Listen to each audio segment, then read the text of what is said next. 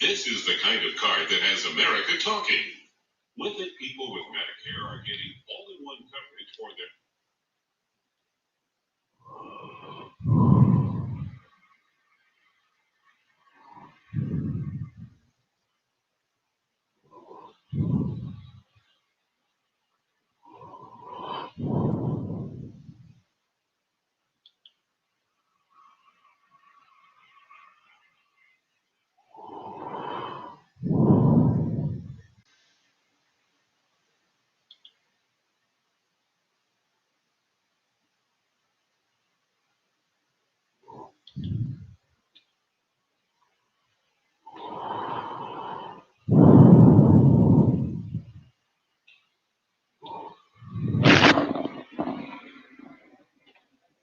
Well, hello. What's happening, Jason? Can you hear me now? There you are. Hey, man. What's happening? I thought I'd come out here and work on the layout a little bit. See if I can find a place to put my tripod. I've been There we go. working on mine.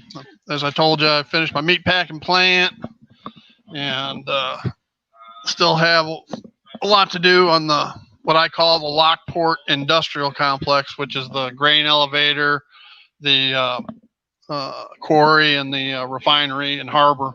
So you got a haircut since yesterday.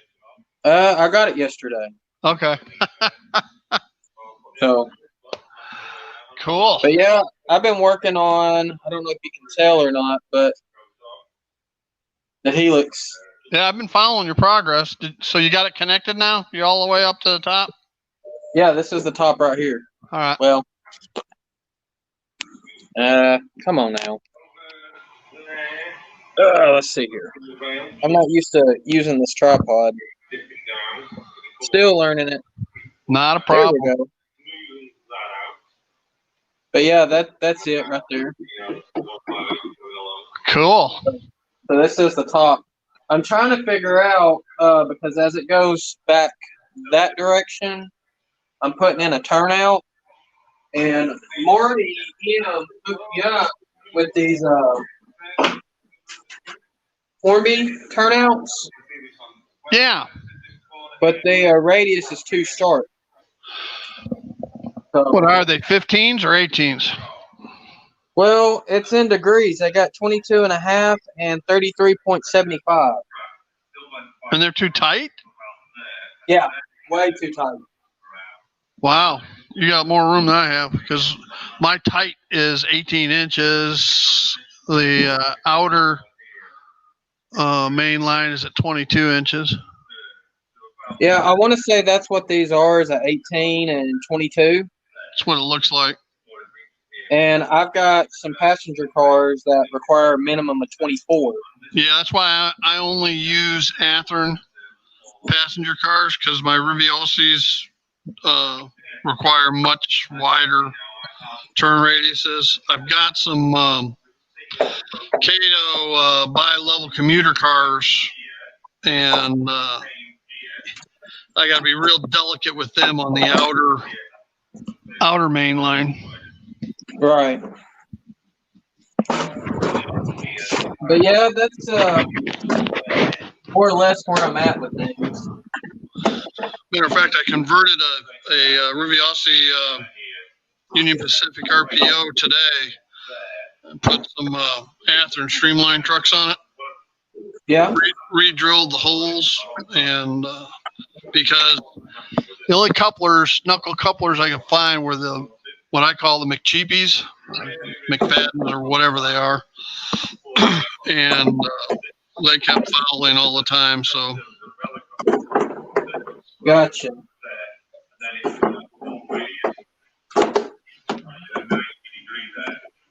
But yeah, I mean, it's a beautiful day out. I thought I'd try to get in here and do a little bit on it. I used to spend a lot of time in your neck of the woods. Oh, yeah?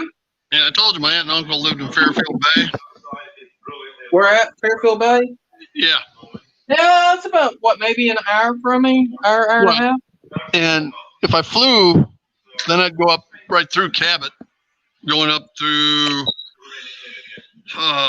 Heber Springs, or what's the other one up there? Yeah, Heber's up that way. Yeah, but you got Greers Ferry and Heber's. Yeah. And if I drove down, I'd cut off just north of you.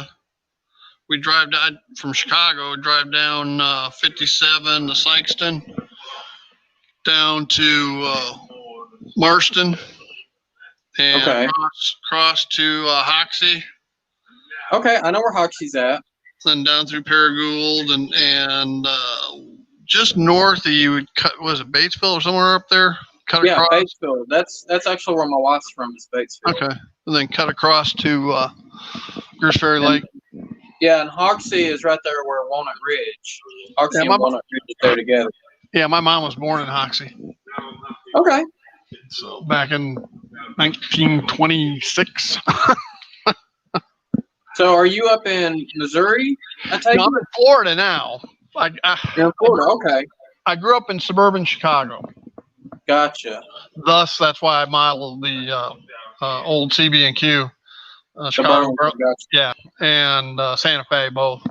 But in modeling Chicago, you can model every railroad almost because they all went into Chicago.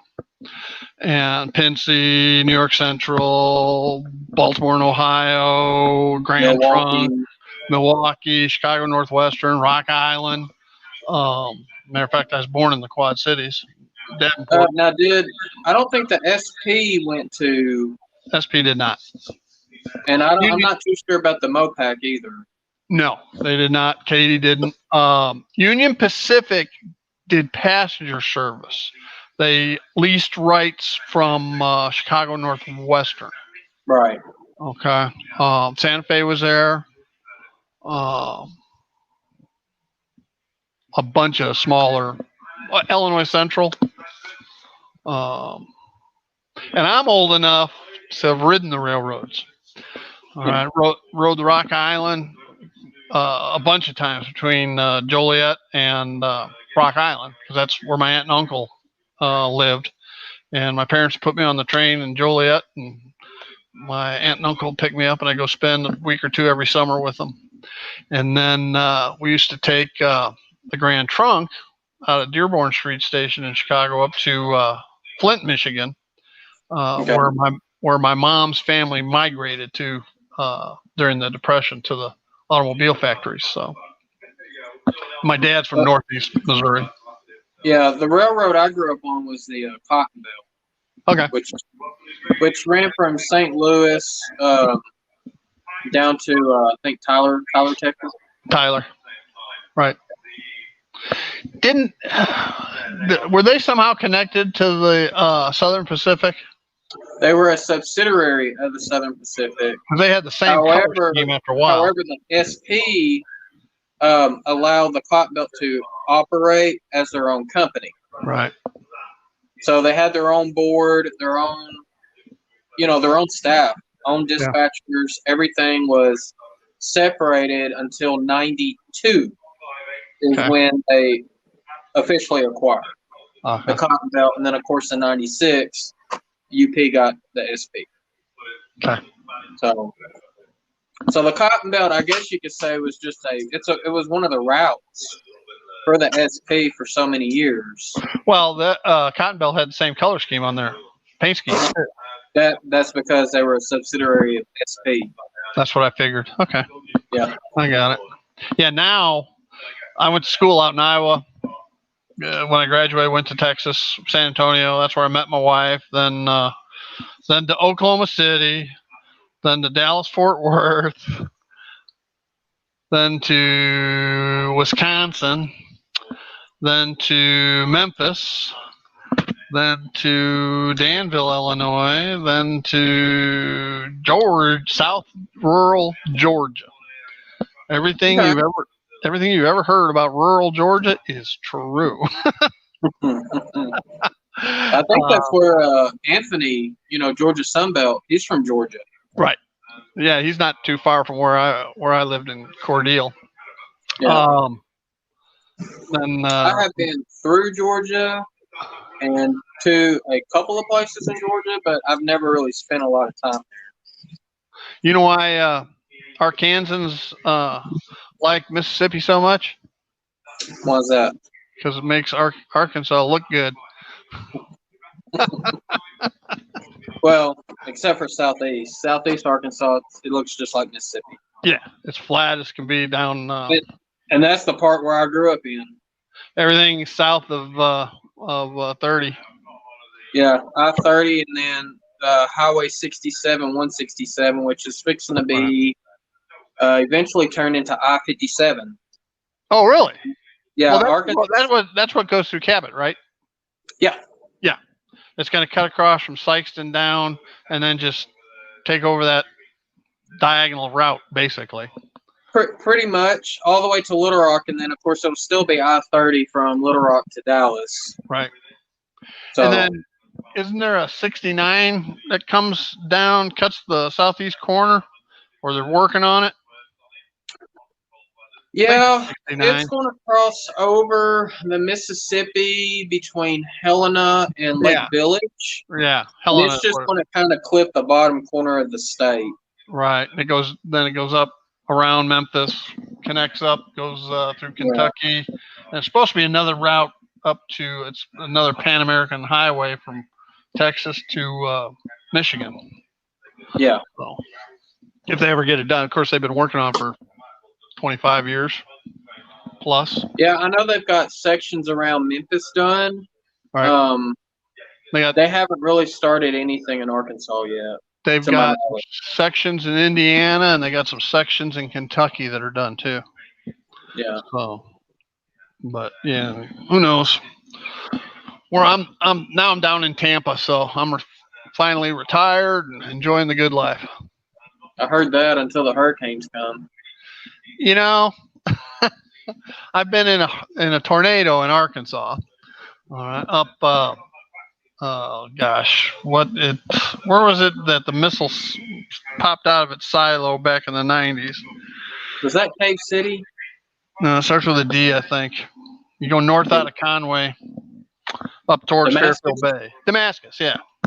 Yeah. And cut right across there. I've been in tornadoes all over the place. Iowa, a bunch in Oklahoma when we lived there. Oh yeah, Oklahoma's a hotbed. Yeah, we had one. I watched one circling above our house one day, and it landed about a quarter mile past us. So blazed a path through Oklahoma City. Yeah. My wife saw 4 in one day. Mm. But I mean, we get them here. It's just not very often or as often. Yeah. So, but Yeah. every once in a while we get a humdinger. Where we live, I am about 8 miles from Tampa Bay, all right, east side, and 30 miles from the Gulf. Okay. I'm high enough. I'm over 60 feet, so I'm not worried about any kind of flooding per se. Right. So, and we've been down here 4 years. We were here when Irma hit, but it didn't affect us. Now, my friends down outside of Fort Myers got hit really bad, but we haven't experienced any problems from any of the hurricanes. So I got YouTube on in the background watching Barnabas. I didn't know he was still alive. He just said hi. Is he still alive? Probably not. I was on there before I tried to go live. So maybe I'm seeing the replay of when I was on there earlier. I got on at the very beginning, but didn't really do anything after that. I was sitting here going, not doing anything. Let me try getting this working. So I'm on my better computer, which used to be out in my training room,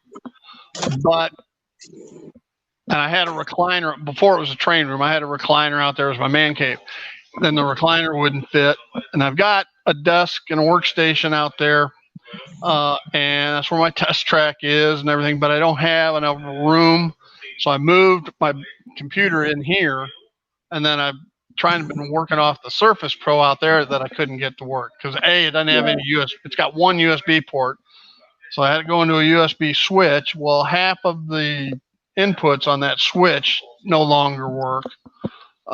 So it's just one nightmare after another. And I tried to plug in the headphones, but there's only audio out. There's no mic in on the Surface Pro. So what it is that it's for those headphones that have the mic built in that you only have that one cable. One plug. Right. And I've actually got, now that I'm looking at it, I could have plugged in this headphone here and here and then plugged in. It might work. I don't know exactly. I know with the connection on there. Well, it just looks like it's converting 2 mono speakers to a stereo. Yeah, I don't know if that's going to work. Yeah, probably not. Because I know it's all within the plug itself, how it separates the microphone versus the headphone signals. Right. So exactly. That's like my laptop that I plan on using for JMRI, my dispatching. I bet you my earbuds would work. Yeah, it's got the 2 ports, but the gaming laptop that I bought, for my live streams and stuff, it's only got the one single port. Well, I've got a Bluetooth earbuds, but that also has a mic. I probably should have tried it. That might work. Yeah, it's no big deal. I got to go out and buy a PC for out there anyway because I want that thing doesn't have enough graphic oomph to it to run my 47-inch TV out there. Yeah. A monitor. I want to put a touchscreen monitor so that when I get Panel Pro set up, I can sit there and throw my switches on the monitor. All right, and show the switch condition on the 47-inch TV if there's other people running trains, so they can see the condition of the switch right there. Gotcha. Okay. That's the game plan. I just got to go buy the computer doesn't have to be expensive, but it just has to have enough graphics capabilities. Plus, I've got 4 USB cameras, and I run Manicam, so that I can switch around cameras. Yeah, like I've got 2 set up right on this computer. Yeah, there you go. You know, so there's the Champion meatpacking plant. You can see my Central Valley Bridge there. So you did a Central Valley Bridge too, okay? I did mine about 3 weeks before those guys did. Did Ray and them know that? No. They had no idea, and I didn't know until they had already started.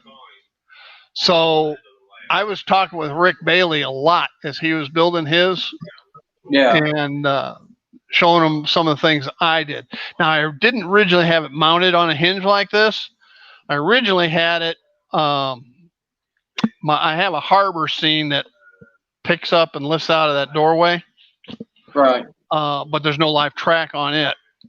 And originally the bridge was mounted to that with electrical hookups and stuff. But it was a royal pain in the ass to put in and out with that track there and get lined up right and everything. So I said, hell with it. I just put the bridge on a hinged platform. Still use the piers. The piers are still on the harbor scene. So when the harbor scene's in place, I've got them notched out and it lays right onto the piers. But I can run it without. Did you see what John from the Schuylkill River Valley did with his bridge? Isn't that cool? That was if really... I was to do another layout that's a loop, which I probably will never do. I mean, that's a good suggestion. I told him he needed to patent it. That's a great thing. But as you can tell, looking at that back door there, that's the main thoroughfare through, and I can't have people ducking their head to get under and through something like that. If it was just the train room and I was the only train people were the only ones going in and out, it worked great. But so I'm going to show you this. I'm going to switch my camera around. Facing back. There we go. Oops. Back. So this is the way oh God, that's bright. This is the way my garage is set up. So I used to have it was just a big rectangle. And it would come in and it was literally this wide. And we have to keep our trash bins in here because we got coons. Yeah. And they have chewed through ratchet straps. And then I would have to angle it because of that. Yeah. That always made it a pain in the rear. And then, of course, this is our main walkthrough. So when I designed this one, I was thinking, okay, well, I could put in a dispatcher's area here. This is going to be kind of walled off due to like the backdrop on the other side. And so that way the dispatcher is actually not seeing the layout. Right. But yeah. So now I'm working on my transition. And the reason why this is higher, because I'm going to put the sawmill up in the middle. Okay. And of course, this is still raising up. The train's going to come out where that Canadian National 86-foot boxcar is. That's about where it's going to come out. Okay. So I have to be this high throughout here, so that way I still have 3.5 inches over the top of that. I don't know how tall this is, but this is what I use. the NMRA clearance for HO is 3.5 inches. So I'm betting that's what that is. It's their newest one. Let's see here. Nope, it's 3-inch. Really? 3 inches of clearance, which is more than enough. But what about I'm just thinking about well cars with double stacked containers. The double stacks are not much higher than the excess height box cars. I got another one here somewhere. Nope, I know where it's at. I know this is probably making you dizzy as I walk around. No, I'm used to it. I moved all of my rolling stock that I've got cataloged over here for the time being. There it is. I'm just going to grab this one right there. So it's in excess height. I know once I get out of the sun, you can see it. Yep. There you go. I see a stripe. So let's see here. I'm just going to grab a piece of flex. And we're going to just kind of set it right there because I just want to get the car on it. I could care less if it's mounted. Now, it might be 3.5 inches once you factor, the cork road bed and the rail height. And the rail height. All right, I don't know if you can tell. Yep. I mean, that's pretty. 2.5. Yeah, something like that. And I mean, it's literally leaning. It's not even flat. What's an auto rack height? Do you know? See, I don't have to worry. My clearances are 3.25, and even though I knew it was supposed to be 3.5, and the reason behind that was I don't have to worry about auto racks and double stacks because I'm modeling the mid 1960s. Right. Well, so anything that is labeled excess height is the same height as an auto rack. It's the double stacks that are just about a foot taller, scale foot taller. Okay. So I was sitting in my office in San Antonio and looking out across I-35, and on the other side of I-35 was the Mopac tracks. I think it was Mopac. Pretty sure it was Mopac. Anyway, here comes a double stack well car train, and the tops of the top containers, were all peeled back. As far as did you see the video recently on that? No. There was a recent video where I guess a dispatcher sent a train through on some track, and the bridge wasn't high enough. Yeah. Well, I'm sure that's what happened to this one. And your audio cut out. Something hit my phone. Let's see what I got here. You're back. All right. Can you hear me? Yeah. Oh, man, I can barely hear you now. I don't know if it was something my phone did or what. Or is it something I did?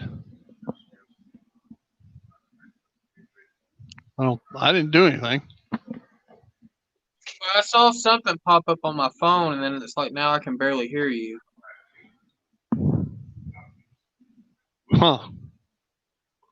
Let me check my settings, check my mic. And no, my audio level's the same as it was before. Oh, you're gone.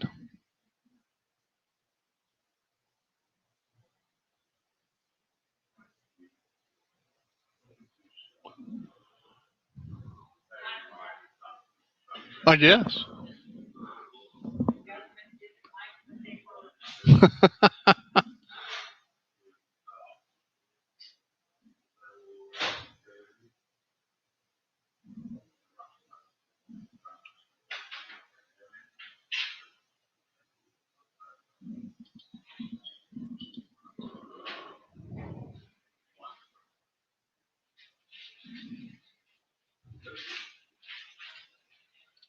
Well, he's back. Welcome back. I don't know what happened, but I can hear you better now.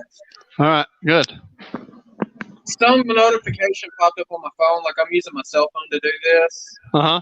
So Who knows? Yeah. yeah. So that's kind of what I've been doing out here is just kind of fooling around. And what I'm hoping to do is get a tortoise switch in here before it connects on. Because before I connect on to the next part, I got to install the lighting for the Now, lower deck before I are you start. Are you gonna connect the tortoises to DCC controllers? Yeah, I've got a NCE Switch 8, and I'm gonna have to order several more of those. Because I went to avoid having to do a bunch of those. I just went with Smales, which is a tortoise with a decoder built in. Oh, that's cool. So they cost about $10-15 more a piece. Yeah. But Well, so saves on wiring. the hobby shop that I don't work for, I work with. He is a NCE dealer, Right. and so anything that I get from the hobby shop, I get right at dealer prices. Oh, So, okay. so like a tortoise, only cost me like $12. Where the other hobby shops are selling them what, 16, $20 a piece. Yeah. Smales will cost. I bought them in 12 packs. Yeah. And a 12 pack retail is typically a little over $400. And I was getting them for $300, $325. Well, that ain't bad. No. For 12, I mean, Yeah. I've got. Well, when you buy them in bulk, you get them for a cheaper price, Yeah. I've got 40 so far. Yeah. But no, like I said, the section I'm working on, and I'm going to have to rip a little bit of track back up, because one of the things I forgot to do is a super elevation. But I'm going to rip track. Let's see, where's it in now?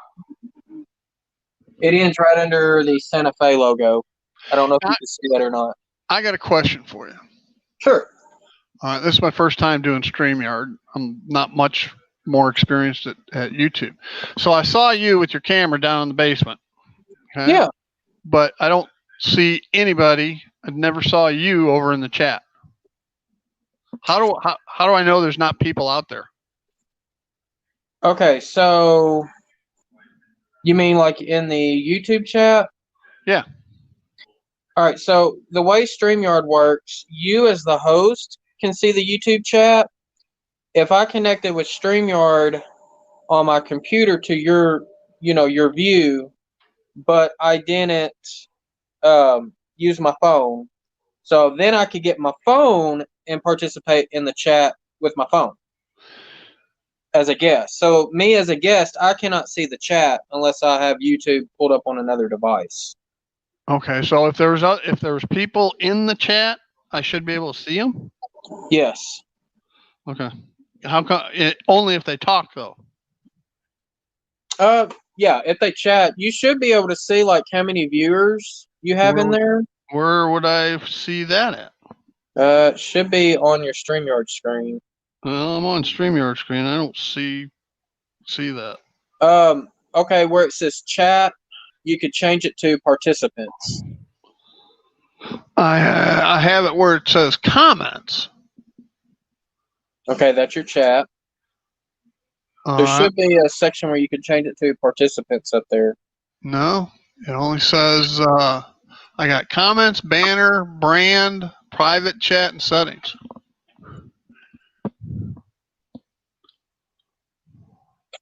Yeah, without me hosting, it'd be kind of hard to tell you. Yeah. I mean, I can pull the chat up and see private chat. Oh, I can see comments. How about that? Okay.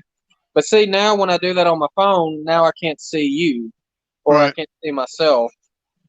And then if you click on one of the comments, that's what highlights it up on the screen. Okay, like if I did this. Yeah. Yep. Okay. Yeah. Which sometimes you want to be careful doing that, because then you might get people trying to get in your stream. That's going to they're trolls, in other words. Uh huh. So a lot of times, if you put that out there, make sure that you delete it right away. Okay. It's just good practice. So I guess I would have to have the live on YouTube open to see if there's other people. No, that right there in the comments, you're going to be able to see if other people were on there chatting. If you got YouTube open as well, you're going to get a delay. Right, I So saw a it. lot of times those comments come as a delay. So you might ask a question, you probably won't get a response for maybe 10, 15 seconds. Huh. Because that delay, from YouTube. So maybe it won't show me participants when they're. Well, it doesn't show you.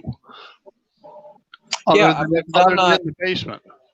Yeah, because I'm not in YouTube. Ah, okay. All right. Now that So, makes sense. so I would have to have another device connected to my YouTube into your live stream, so that way I could even pay attention to the comments. Okay. Okay. That makes sense. Which makes it a lot easier than trying to, do it, separately. And it's the same way with like the Back on Track guys. They use Whereby. It's kind of the same thing. So, Okay. but let's see here. See if I can get it back down. There we go. But yeah, where the red 86 footer, that's my Santa Fe car. Yeah. I'm gonna get that out of the view. There we go. I'm gonna pull that track all the way up to that car, back up, and start implementing what they call super elevation or banking, Right. and do that. And I still got to get the cork road bed over that way too. So is there a reason why you didn't go with a double track helix? The amount of track Oh, okay. and the cost of the track. All right. And Well, that's fair. That's fair. And it's not like I'm gonna have, 4 or 5 people over here running trains. Okay. So I mean, the closest YouTube person that I know of is Randall Ellison, who's up in Mammoth Springs, Arkansas, which is right there at the Missouri state line. Okay. I'm right outside. I'm on the outskirts of Cabot. I think So, I got lost in Mammoth Springs one time. I've never been there. And then I would say the next closest person is Robert with the Flying Crow. It would be between him and Claude with Timberline Valley. Claude lives over in Tulsa, and then Robert lives down in Longview, Texas. Hell, when I would have been close to you when I lived in Memphis, outside of Memphis. Yeah. Almost took a job in Forest City with Boar's Head. Yeah, I know. I've been to Forest City many times. Been through Forest City many times. Yeah. I got a buddy who's down in God dang it, Ducks Unlimited headquarters. Starts with an S. Cersei? Nope. It's south of 30. Like it's almost due east of Little Rock. Well, it would be south of 30 then. Yeah, it would. You're probably thinking of 40, I-40, south of I-40. I'm sorry, you're right. South of 40. Okay, Stuttgart. That's it. And Yep, the rice and duck capital of the world. yep. Yeah, he's big in the Ducks Unlimited. So he used to live in Dallas. That's where I knew him. Gotcha. We were on a hunting lease together and worked for the same company. So anyway, I'm gonna see if I can't move this phone so that way you can see me a little better as I'm doing my thing. well, bad thing is, I don't have much availability. You can only run USB cameras so far. Yeah. And what the hell? Oh, there we go. My other camera fell down. Yeah. Hang on a second.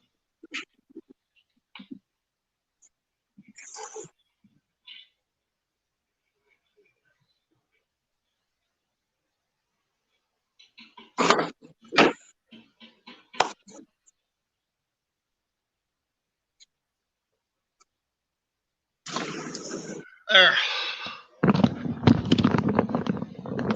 I got it.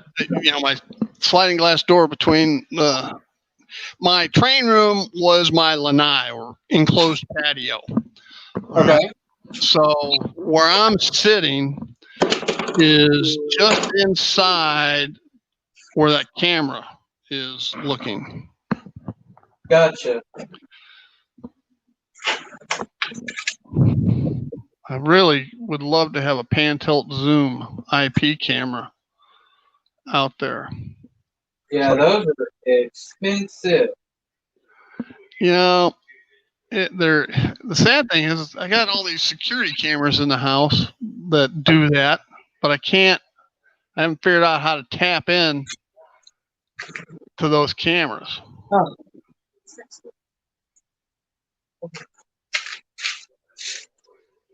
See, I've got some IP cameras, but they're not PTZs. Yeah. They're just standard cameras, but they've also got some age on them too. So I don't know if I really want to use them or not. Well, I found one. I don't know where I got it from, but I need to get the software downloaded. So I went to the website, and you got to have an account. I don't have an account, and you got to have. I think you got to have the camera information. And Yeah. I don't have any of that. I inherited this old camera from my dad. So I was wondering why I couldn't get it to work. It's got a USB port on it. Well, the USB port's for power. Ah. So I got to looking at the camera. It says, well, it's wireless. I'm going, well, damn.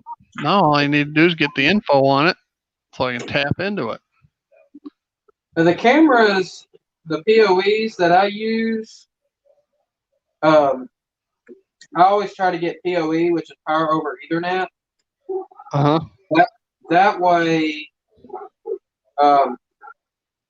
retrospective, it costs a little bit more, but you're only having to run a network cable to the camera and not a network cable and a power cable. It actually shoots the power through the network cable. All right. Which, you know, where I work at, we've got a 32 camera system.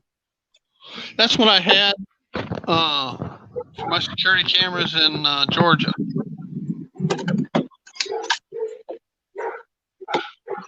And it was about a 32 camera system as well with I had 2 DVRs on it. Well, I've got one DVR that's doing 32. And then, of course, I work at multiple locations, same company, multiple locations. And one location we're fixing to go from 12 up to 20. And these cameras, they record at 1080p. So, I mean, the quality's pretty good. Yeah, pretty dang good.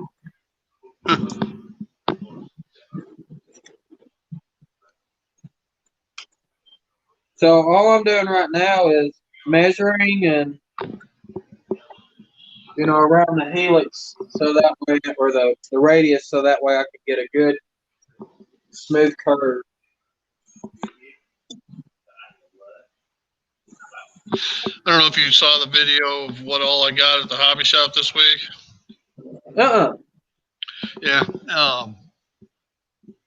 I went down. The hobby shop I deal with about an hour drive down in Sarasota, and I try to get down there a couple times a month. Anyway, I bought more than I should have, but oh, don't we always? Yeah, but I finally found a flickering set of LEDs to make a flame out of. Ooh, okay. But I got to find a piece of acrylic, or plastic, clear, remember the old icicles? Yeah. For Christmas trees, the plastic things. I need to find one of those. Find one of those so I can cut it off, use a heat gun to kind of make it into a flame and tilt it for wind. and then Right. drill out the bottom to put those 3 LEDs in, so I can put this on the top of the stack of the refinery. Because Okay. refineries are always burning off the unusable gas.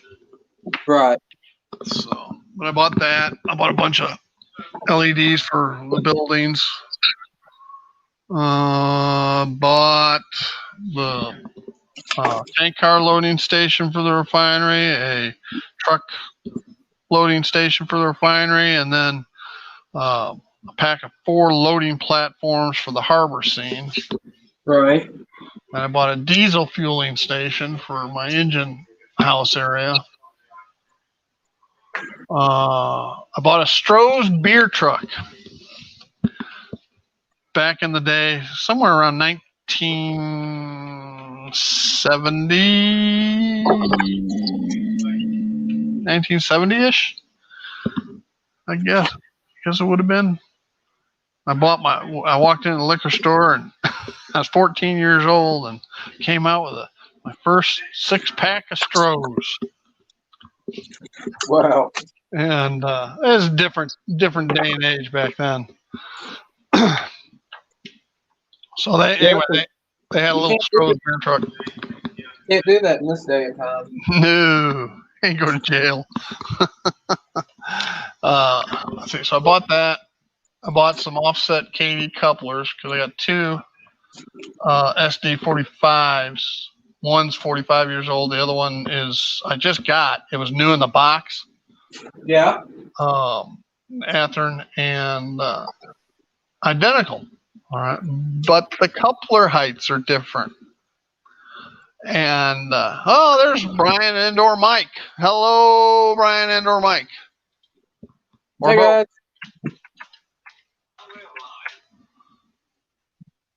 Yeah, right now I can't see the chat, so I'm gonna be on their show tonight. Yeah, that's what they're saying. They can't wait for the show tonight. They're both there. So okay, hey Brian and Mike. Hey, I saw that. Saw the box car you guys sent to George and Wally. That was pretty cool. And then I can't wait to get my hands on it. Not that I don't run O-Scale. I want to run it at the layout at the hobby shop. Ah, okay. That's where I want to run. So I'll be looking forward to getting that. So I'm gonna show you a neat little trick. I think Save your pill bottles. I got a bunch of those. Yep. That's good for holding like nails, rail joiners, insulated rail joiners, you name it. I lost my camera. I mean, it's there, but it's froze. Yeah, you look froze. Yeah.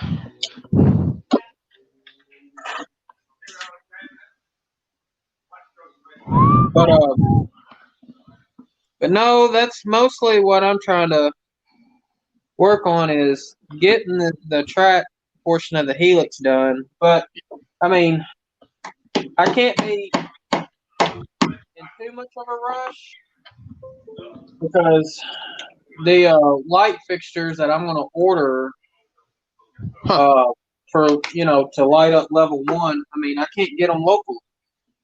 I can't find anybody who carries them. So, and that's definitely going to be what I do before I install any of the plywood for level 2. Because it'd just be easier to, do it from above and run, the wires and stuff and try to climb up.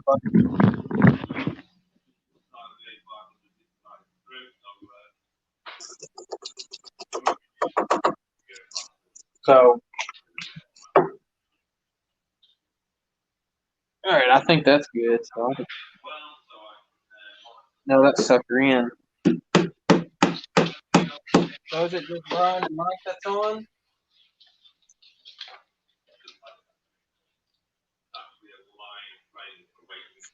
Steve, you still there? Yes, I'm still here. Okay. There. I moved the other camera back inside because I don't know what happened to the camera I was on. No telling. You gotta love technology. Yeah, I've been fighting cameras all day, haven't I? And the cameras are microphones. All right, Mike and Brian, you got me back?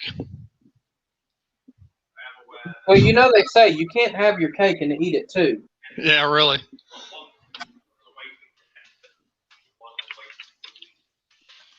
Well, I might have to move that now over here.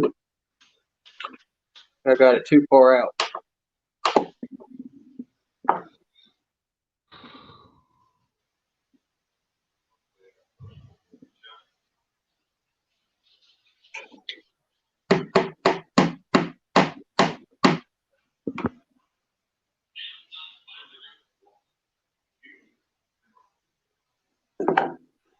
Some of this plywood's easier to nail in than other pieces. How do I put the link up so I can get these guys, bring them up if they want? The link? Yeah. I did it for you. I had it posted originally. So what you would do is there should be a section at the bottom where it shows like mic, cam mic settings, chat. Yep. There should be a section that says invite. No, it isn't. And of course, there it is. I got it. All right. Brian and Mike, I just posted the link if you guys want to get on cam.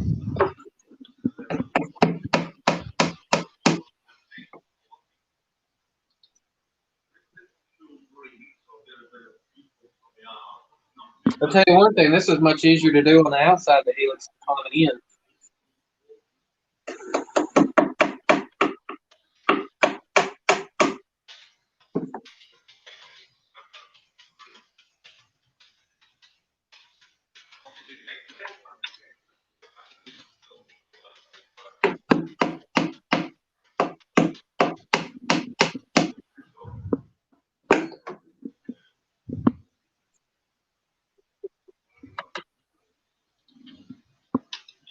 There.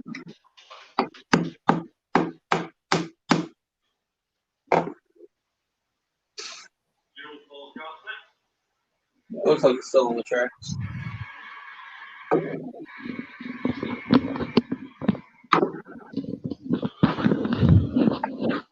Jason, just need to get you in a Hawaiian shirt now. I know, right? You know, I used to have them. I don't know what happened to them. That's about all I have anymore. Well, I think it's okay to wear that if you're down in Florida, you know, especially like if you're, you know, close to the coast. My son used to give me hell about always wearing Hawaiian shirts. And we all got together in New Orleans.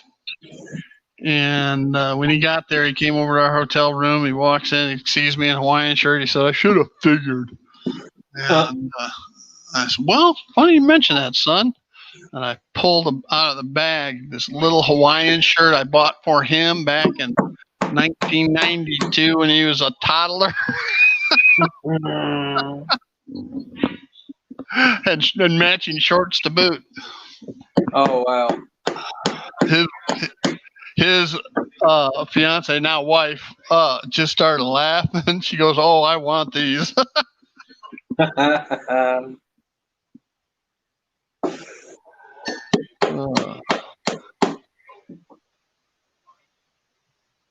Now, Steve, how do you put your track down in row bed? Do you just glue yours or nail, or how do you do yours? I use, depends on where it's at. If it's on wood, I use the Gorilla urethane expanding glue.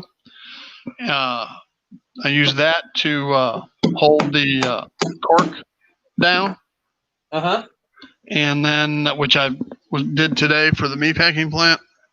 And then I will pin the track but I use DAP quick something, clear caulk, Okay. and use that on the track to the court. And then once that's done, I pull the pins.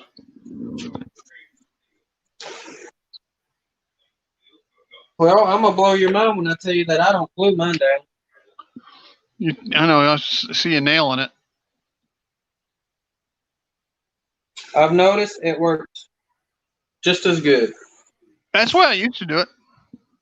But my problem is I can't hold the little damn nails with my big fat fingers. Oh, well, I'll take the nail. Hey, Mike. Hey, Mike. I'll take the nail and I'll just shove it in the court, and it holds it for me. Well, yeah. You don't put any track on foam, though, do you? No, I do not. I go straight on the wood. Okay. I've got about half of mine is on foam because I've got so many layers going up and down and all around. Right.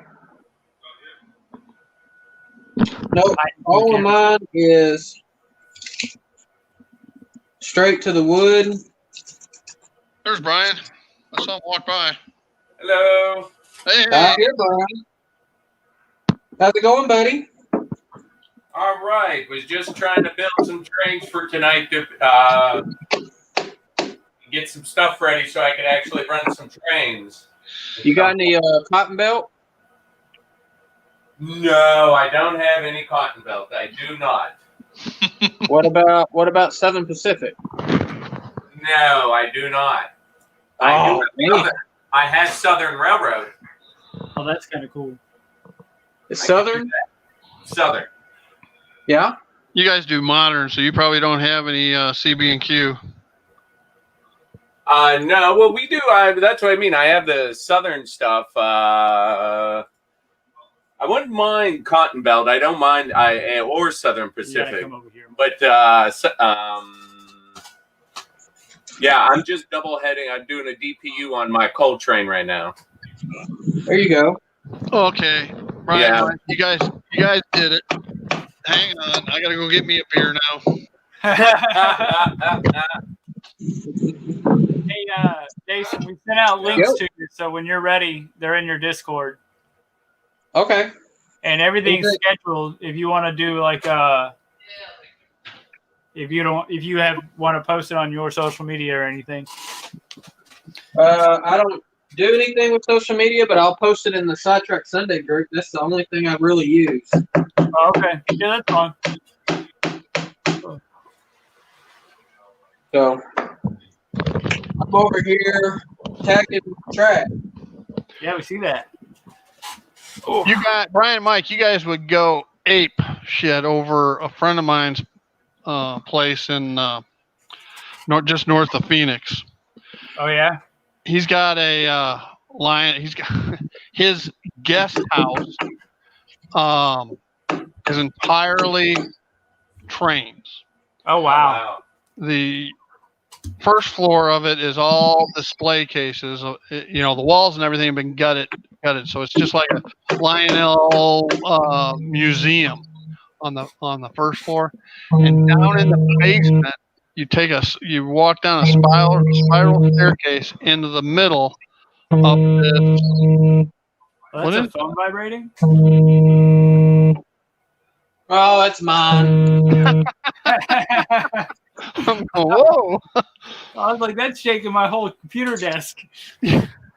Anyway, you go down a spiral staircase into the basement, and it's just one huge Lionel train set with all the animations and everything. I mean, when you get yours done, it'll rival this guy's. He's been in a lot of train magazines, particularly back in the 90s and 2000s. His name's Tom Blishock. And but I mean, it's a phenomenal set of Lionel trains. That's really cool. Hey, Steve, are you on our Discord? No, because I don't know how to use Discord. I'm lucky to be on StreamYard. Okay, I mean, if you want like some help with it, we don't mind helping you. But let's say you can post up a link. I just posted up a link to your stream right here into our Discord. Oh, well, thanks. Yeah, because I've got a grand total of maybe 7 subscribers. I think last week it jumped from 4 to 7. I think you got 8. now. Oh, 8? Okay. And I'm not out to get a bunch. Don't care about getting monetized or any of that. I just do it because I think it's fun. Well, Discord's a great place because, I mean, not everybody just sits on it, but it's a great place to communicate easily, even with questions. That's like how we're like shouting out to Jason and just like, hey, when you get a chance, send us some links. And it's a pretty easy, basically like texting, but it's just like a great plethora of train knowledge in there. You know, is Discord like a big chat board, or is it your specific chat board, or? Yeah, it's kind of like that. It's a chat board, that sort of thing, and then it's our server is the one that we're using for Cross Anchors Railroads. But there's multiple people have different servers that we're a part of. No. And Yeah, I think I'm only on y'all. Hi, Sam. Tom's Trains and Things got a Discord, and I think it's Is it Nick? PG8 Train Fanatic? Isn't he? Yes, Isn't he has a Discord. Yeah, we got him to go. What was that? Oh, from the Dells. Sam, are you in the Wisconsin Dells? Yeah, he's in Wisconsin. That might be what he's talking about. Yeah, Wisconsin Dells is a really cool place. I have never been up that far north. It's funny. I was just clicking in YouTube and I saw that you were live, and I was like, oh, I'll go check out what Steve's doing live real quick. And I was like, hey, there's the Train Freak. Yeah, it's just originally I was in YouTube without StreamYard, and I was out in the train room, and I was having massive technical difficulties. So I came in here, but I don't have any trains in here. Ah. Yeah, like earlier, I could see Steve. You know, camera was working great, but you could not understand a word he was saying on the microphone. Was that the white camera? Guys, I got a DPU going, a DPU coal train that's 30 some cars. Cool. Hopefully I don't derail. I actually have loose coal in half the cars. I like your amethyst train. Yeah, that's another one up there. Yeah, Mike. Pull that down. No, it's up in the mountains. I don't want it in the mountains. I can't see it. Nobody cares. He's hiding my train up in the mountains. No one can see it. Bring it down. Put something else up there. Here, I'll show you. I can peek through the sliding glass window and show you my layout. So do you have electricity out there? Do you have like coaxial out there? Oh wow, that's nice. What's he doing? We're peeking through the window at his layout. Oh, that's awesome. Yeah. Yeah, you can't see it all, but it gives you an idea. Hey, Steve, you might be able to change up your camera setup on your StreamYard. Maybe, I don't know. To do what? So that way it's not like 3 in a row. It'll be like 2 at the top and 1 below. Show the full camera's better. Yeah, there you go. Oh, cool. There you go. So now I can do this a little bit easier. Yeah, show the orange camera. Well, I've got I have multiple cameras, but they're all on my Surface Pro out in the train room, but it doesn't have the graphics capability to drive all the cameras, the 47-inch TV, and everything else. So I just got to go break down and go buy a new. I don't see anything moving. You got to refresh it. Sorry, I didn't mean to interrupt you. No, you're fine. That is fine. Yeah, I think I got some of my stuff in backwards on this tripod. Yeah, we're good now. What happened? Yeah, but you have everything in the background. No one can see All anything. right. Back. Is Sam still there? I can't tell. I don't know. Sam. All right, let's try this. I posted the link from the Discord. I guess that's what he's looking at. We did an interview with Sam. Did you catch that? Yeah, I saw that. 2 weeks ago? Yeah. I've been watching you guys for a month or longer than a month. Oh, thank you. Thank you. Yes. Your late night or after dark version. I'm in bed. Sorry. Yeah, I understand. I'm old. Well, hey, don't be too old tonight and come on and join me. Well, it's not that late tonight, is it? Wait a minute. You live It in starts at 9. Arizona. No, Right. I don't. I live in Florida. Oh. See, Okay, that Florida. explains the Hawaiian shirts all year. Oh, Yeah, okay. that's right. Hey, I got one of them grills outside too. Are you looking Oh. at my grill? Your Yeah. smoker grill. Yeah, that grill is rusted out. I've had that one for several years. My nice one is in my shed. Oh, okay.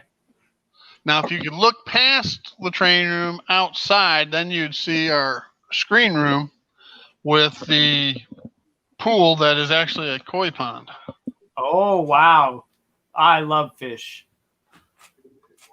All right, we're not looking at anything over there. I've got Japanese koi that are over 30 inches. Oh, my. So, That sounds like a fish story. yeah. I love fish. That's really cool. I have a 3,000 gallon pond out in the backyard, but it's kind of gotten out of hand this year. I didn't manage to do all the work that I wanted to. So next season, it's starting to get cold now, so everything's shut down. Yeah. My waterfall was having a leak, so I had turned it off last season, and I didn't end up turning it back on this season because I never got the work done. I started a new job, and I just didn't have enough time. Yeah. Waterfalls are historically a pain in the asses. Yeah, that's a great way to put it. This year, well, not this year, 2 years ago, I designed the pond 10 years ago. I used to be the editor of Koi USA magazine as a side, not job, volunteer work. And I'm an AKJA Seen one on the left. judge. On the left. Why? Trust me, just try it. Orange. Oh, you changed things. That way you'd still be up there. I had it all set up with the camera at the computer, and each of the cameras was set up. Okay, you do it your way, and I'll do it mine. Okay. Goodness. I showed him enough of tech, and now he wants to take over my job. I do it right. I'm not getting in the middle of that one. Yeah. No, but I'm fixing to get in the middle of this. Of what? The helix? Yeah, fixing That's to cool. anyways. You know why old parts don't have helixes? What is that? Because we can't bend down to get inside them. Well, it would either go helix or a continuous rectangle, and I didn't want to do that either. I like what you're doing there. That's really cool. Yeah, that's how our mountain is, but you had to go crawl underneath the table to get to it. Yeah. I never even considered doing that, like where our mountain is, and how I did the grades would be to consider doing like in that alcove where I have the mountain to do a helix up in the O scale. But I'd have to do it at like 084 or 096 to keep the curve gentle enough. Right. So it wouldn't buckle on a long train. But I'm sitting here after seeing that going, why didn't I do that instead of trying to do my grades over the linear feet? Because I need almost 30 feet to get up 7 inches, to keep it at a thing. But I think I would have considered doing a grade that way with the Helix. You could have done a more gentle grade. With 027 or Lionel, what grade do you guys use? Well, same thing. You want to try to stay to 2%. Max would be about 4%. Our grades go between 2 to 4%, and it was all based on space requirements. Where we were trying to do something at, and make clearances. I mean that train with the Amethyst. You look at that. There's 5 pounds of Amethyst and 10 pounds of the yellow citrine in there. So that's just 10 pounds. It's orange citrine. Orange citrine. Gosh. That's 10 pounds of rocks being pulled minus the weight of the cars. Yeah. Up 3.5%. I really like those BNS SF locos you guys got recently. Oh, they're good. Thank you. Me too. I love that orange. Those are sharp. When the Burlington and Great Northern merged, and they went to that green and white paint scheme, I cringed. Because I grew up with the red, white, and gray of the CB and Q. I grew up in suburban Chicago, 6 blocks away from the what we call the racetrack, which is a 3-track all the way from downtown Union Station to Aurora. But anyway, I'd spend hours upon hours sitting down and watching the trains. God, I hated that green and white Burlington Northern paint scheme. I've seen that, but I can imagine. But the Burlington Northern Santa Fe paint scheme is pretty sharp. Oh yeah, that one you're talking the one that was right before the merger. The green and white was before the BNSF. It was just the Burlington Northern. I'm looking forward to, and you're probably going to love the BNSF doing the 25th anniversary heritage units. What are they going to look like? They're just stickers. All it is a standard BNSF locomotive, and then they put stickers of all of the railroads that they acquired on the side of the locomotive. Oh, okay. Well, that was the first So one. it's not like a special paint scheme like, Norfolk Southern did with theirs and the UP did with theirs. They're not doing that? I thought that's what I heard, and they're going to release them slowly over time. As long as the Burlington Route logo is the biggest, I'm happy. Burlington Route. Well, CB&Q, then you must have a Polar Express, because isn't that like Pierre Marquette and all that stuff? No.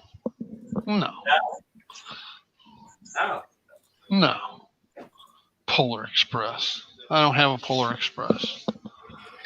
Although I am old enough to have seen steam engines in service. I thought they still had some in service. Burlington got rid of them all. Last steam engine in service for Burlington was 1966, I believe. Oh, wow. So that's before you were born, Mike. Very much so. I was born in 89. Yeah. You're the same age as my son. You were born in 89? Yeah. I got a little bit of age on you then. I was born in 86. Yep. Okay. Sure do. I was born in 75. All right, you were born when I was a junior in high school there, Brian. Okay. You said 75, honey. Yep. Well, my wife's backseat driver over in the other room. Sure. I am passing out links to our live stream tonight all over social media. I have a marketing plan that I have to Hey, accomplish. there's the end engines on that DPU going right down there by the bridge. They're going to come up and pass the bridge, but that's the back pair of Norfolk Southerns. You can barely see that. Yeah, in that bottom left corner. You need a lower Yeah, over there. under the bridge. Yeah, so they can actually see it. Okay. Yeah. Well, I mean, that's what we're trying to get done here, but So how big is that room? What's the square footage of this room, Brian?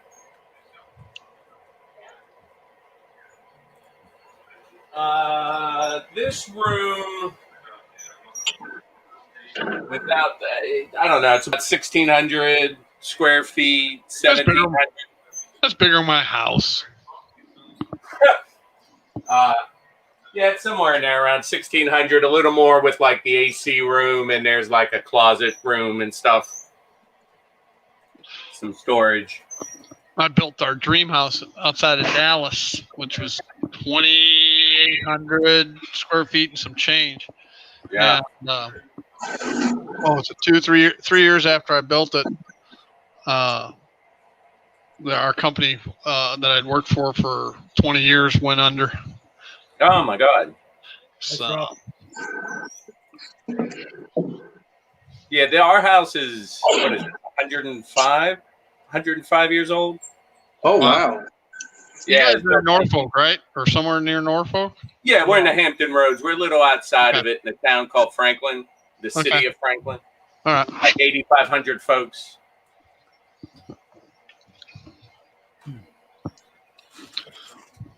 Yeah, I'm actually from Dallas. Are you? Cool. Yeah, I was born in Dallas, whatever the hospital is. There's a bunch of hospitals in Dallas.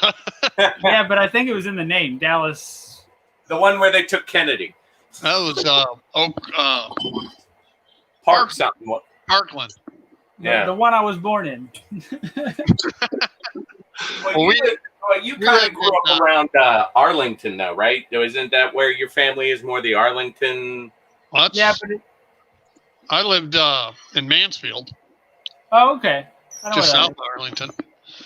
My brother-in-law lives, and his family live in Arlington. is. My grandma still lives in Arlington, and then a lot of people live in like Grand Prairie and Middle Lothian, and Right. Down my old neck of the woods, man. yeah. I've been to Arlington a few times. Do you know where Rendon is? I've heard of it, but I couldn't place it on a map. It's actually just west of Mansfield, between Mansfield and Burleson. Anyway, we were halfway between Mansfield and Rendon. Okay. Is that a little better? Should I lower it some more? Well, Do you remember where all the fireworks stands were outside of Mansfield? Yeah. We lived right there. Oh, okay. Cool.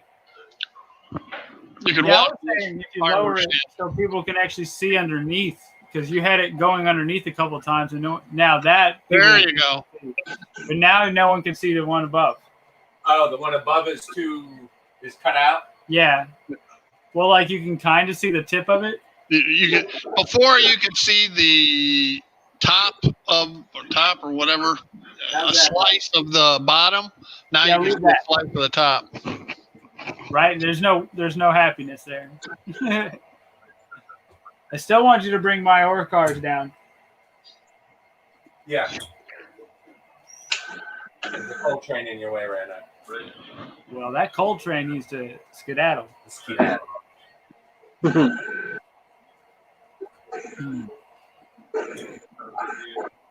So is that room in the attic or in the basement?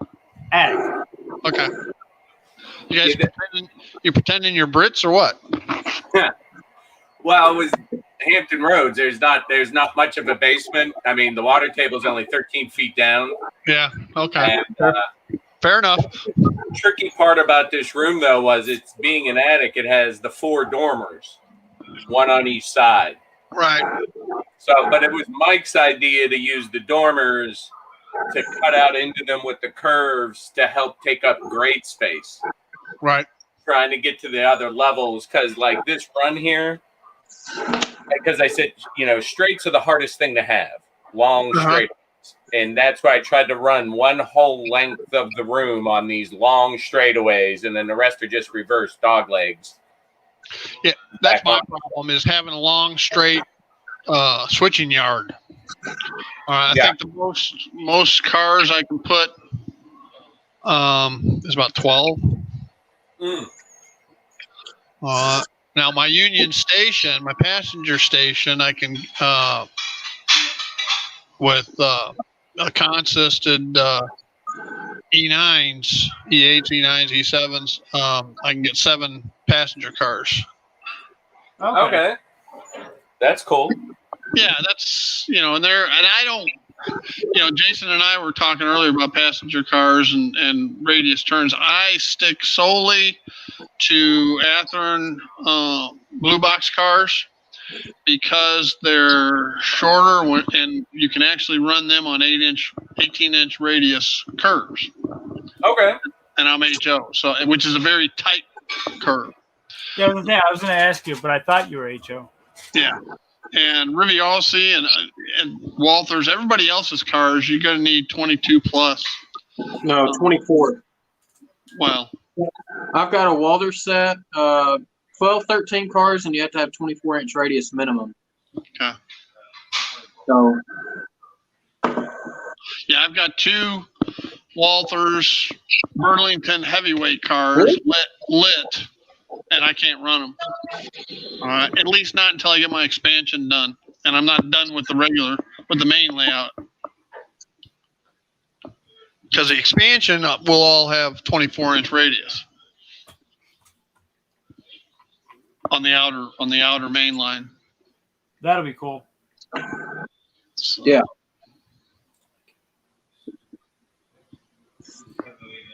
Mike, did you happen to look at my? You guys inspired me with your trip to was it Brady's Hobby Shop? Yeah, Brady's training outlet. Yeah. So I didn't do a video at my local hobby shop, but I did a video of all the shit I bought. Yeah. Hey, nothing wrong with that. Yeah. You're at 9. Can you say that a little bit louder so my wife can hear you, Jason? What? Can you say it louder? That there's nothing wrong with that, so my wife can hear you? Nothing wrong with that at all. That's funny. Let me guess, she's giving me a GTX look. She's laughing. Well, it was funny because back in April, I guess it was, and when we're in lockdown, I'm thinking my buddy from Coy reverted to his hobby and started building Estes rockets. And he is actually by profession. He just retired. He's by profession a rocket engineer. Oh wow!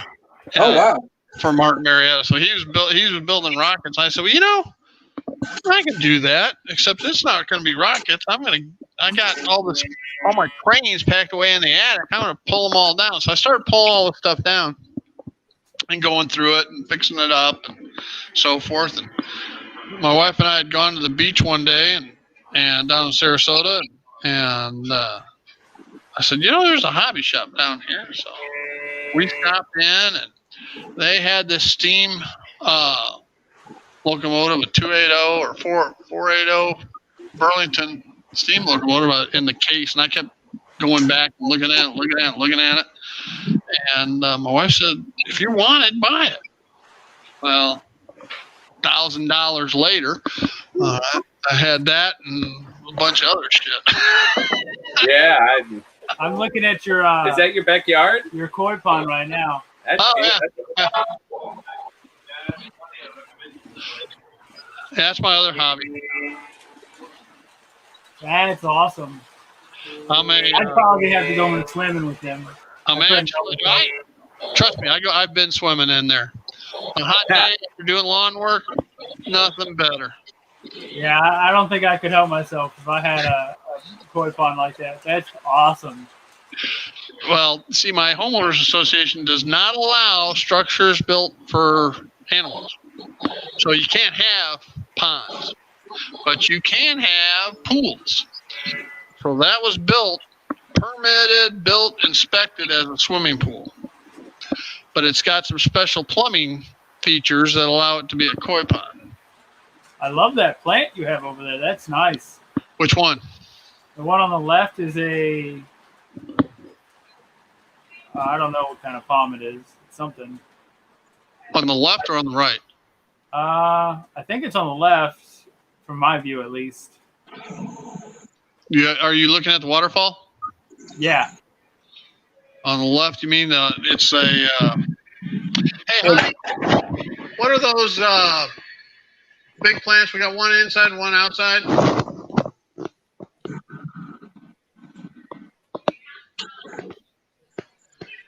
Nope. Right there, rivalry though. Inside. There's one just outside there too. Philodendrons. Oh, okay. Yeah, I have some of those. I thought it might have been philodendron, but I wasn't. They grow. I mean, you can go dig them up here, and they just get huge. Yeah, I have some in my bathroom actually. Now, the pictures you're looking at, is there ferns growing out of the waterfall yet? No, I'm looking at a video from a year ago. Now you can't see the rock. You can't hardly see the rock. It's all We can do fern. another video because now I'm excited. I want to see this. Hang on. Well, we might be able to accommodate you. Hang on. Okay. Brian, you're distracting me. I'm trying to look at this pond. We're going on a trip. Cool. I'm watching. You should put that on this thing so I can see it when I but then I have to look away from the camera to see. Oh, 'Cause the okay. camera's Fine. Leave here. it there. I'm coming over. Yeah. You gotta pay attention. I like the haircut, Jason. Thank you. I only normally cut it about maybe 4 times a year. Okay.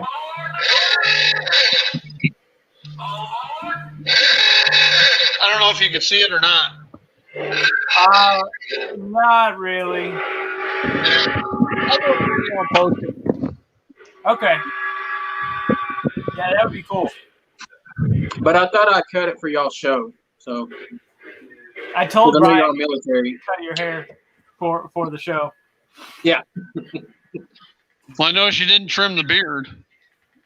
No.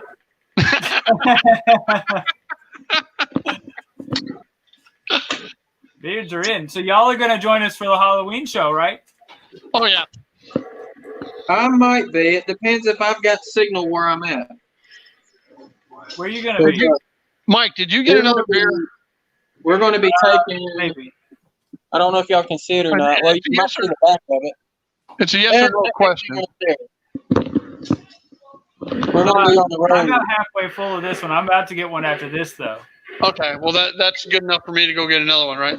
Yeah. You definitely need another one. It's a requirement. So you're going somewhere in your RV? Yeah, I'll be on Halloween weekend. We're going to go camping.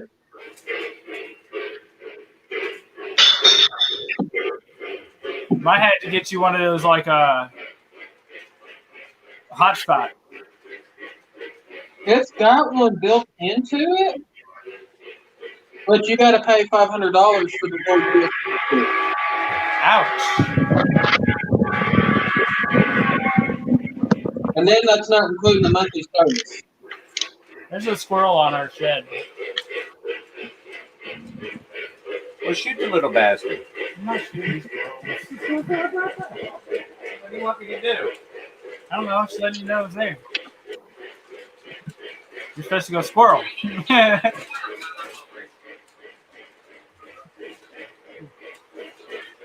All right, so I posted that, I think, everywhere. Y'all were distracting me, so I'm not 100%. Please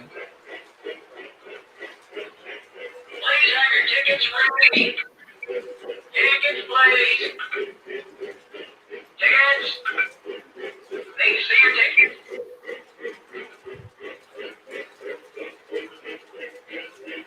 You're not gonna be able to see it because the train's in the way. You know, when I get a little bit more proficient in decoders, I want to put in some different sounds. You know, you guys on Line Out, you got all that train chatter, but I'd like to do some specialized ones like all aboard, you know, now departing, track 1, you know, the Burlington Blackhawk, you know, things like that. Okay, that here, would be hold cool. on. Hold on. Listen to ESU Load Sound, you can do that. You can record your own sounds and program it. Yeah. I don't know much about it. Shannon from Back on Track is who I would talk to. Okay. Yeah, but you got to have their specific programmer. You can't use JMRI Decoder See if Pro you can hear to this. do those sounds. That is correct. Did you hear that? Yeah, quit showing off. That's the whole point of this channel. Brian, you're pissing me off. Hey, Mike and Brian, do I need to get my MTHHO locomotives up and going? Oh yeah, you got to have your whole show out. Sure. I've got 2 locomotives that are NTH. Did you manage to get to the liquor store too? Of course. He took care of important things. Well, he said That was the first stop.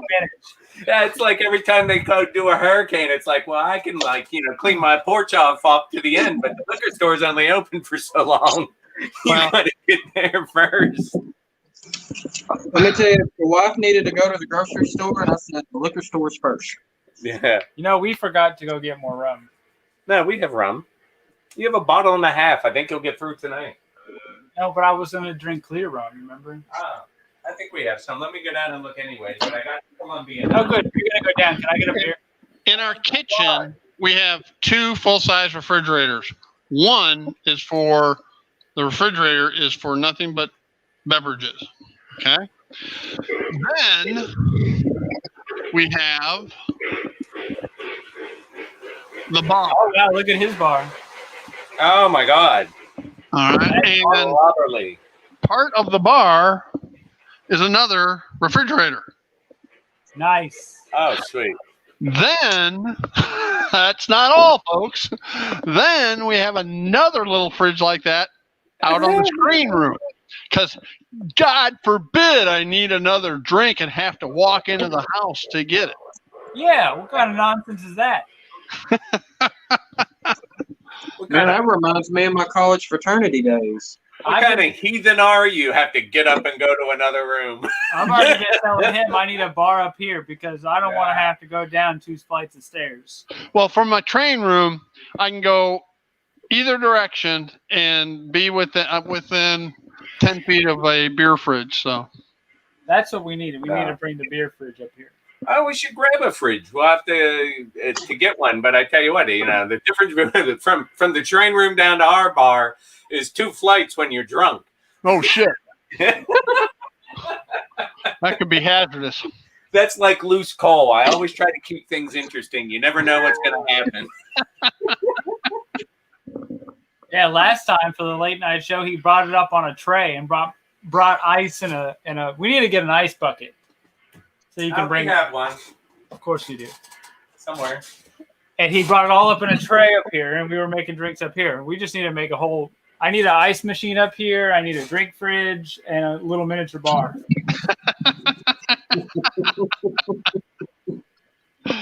Wow. Boys and their toys. God forbid I have to walk down so many stairs. Yeah, I mean, it's like, what's the point? I thought I'd have it bad having to walk 15 feet from outside to my bar. Yeah. Thus the extra refrigerator. You guys got to go 2 flights. Yeah, you really need a refrigerator and/or wet bar up there in the train room. We have the game room downstairs, and the bar is right next to the game room. So thankfully, like if we're playing pool, we don't have to go too far to get a drink. But when we're playing with trains, we made that all right here. Here's a funny audio thing. I'm moving a car up so you guys can hear this. So they can see you. Yeah. I still haven't moved my work cars yet. So what's y'all's favorite road? I know that Jason is Cotton Belt. PRR. Okay. You I'm too, sticking Mike? with that. I'm sticking with that, PRR. Okay. even though there's nothing orange on it. Yeah. I was hoping Well, hey, one of you guys would Mike, say you could always BNSF. just say the Genesee, Wyoming. They I think own a whole bunch of railroads. He'd have a conniption. He was already upset that I had to buy BNSF because I wanted the orange. Here, listen to this Hey, audio. Those are sharp engines. I'm telling you. This is Lionel's Vision Line Union Pacific Fruit Express reefers. Oh yeah. And they're parked right there by the mic so you can hear them. But this is the audio sequence for loading and unloading. That's the mic. Okay. Oh, that's the only one? Yeah. Oh, it doesn't pick the other ones up at all? I've told you this. Empty this car first, guys. I heard that. Over there, buddy. All right. Another on-time delivery. You got to get that mic thing fixed. What's he saying? Ready for ice. Ready for ice. Okay. Yeah. Watch your feet. That ice is heavy. All right. We're good. Next stop. Roanoke. And then it squeaks and does all like the sounds a car makes when it's in motion. And it knows when it hits a curve because it has sensors on the truck. So and it adjusts for speed and the turns and everything. And it makes a sound like I want to have a sound card like that on every train. I It saw creates a really best soundscape. I saw an I think it was an MTH, Union Pacific, I forget, Gevo maybe, that had sensors that could tell when it was crossing a turnout, and it would make the clickety clack sound, or amplify it, and it was an HO, which was shocking. I think it was on one of Ken Patterson's What's Neat shows. Okay. Yeah, MTH, they've always been kind of innovators. Mike's always tried to be a little different and move the hobby forward some way.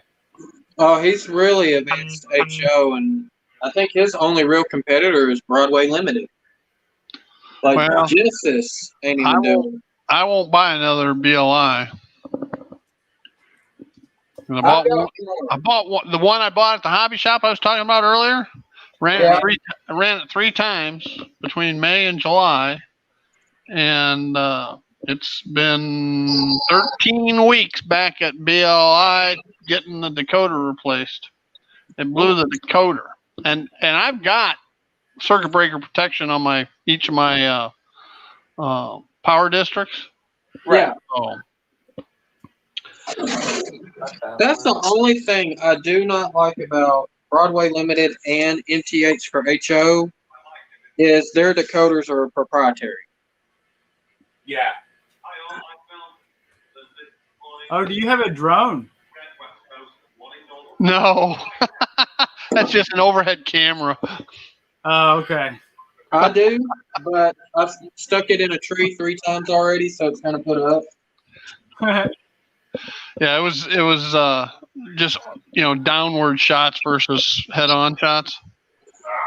I got you. Yeah, I've been trying to look for a downward shot that would get the entire layout, but because of the way we have the dormers and everything, Right.